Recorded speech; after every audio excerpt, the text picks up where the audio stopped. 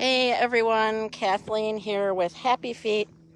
I hope you're having an awesome week, and it's almost Friday, and Happy Feet's doing so much better. He's just moving right along here, but I thought I'd drop in with an animal communication tip, right?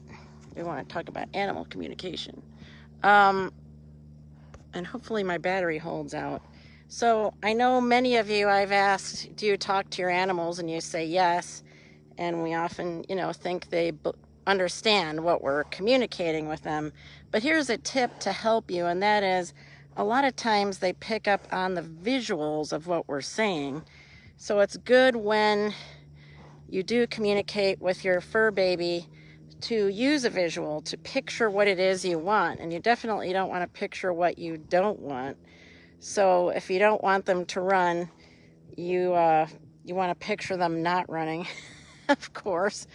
And use a positive statement instead of saying don't run. It would be, let's walk. Whatever it is you really want. You really want to focus on what that is, and what you want, not what you don't want, and visualize it, because I get the picture more so than what you're saying. So anyway, I just thought I'd throw that tip in there. It's very bright out here, and I hope you have a great rest of the day.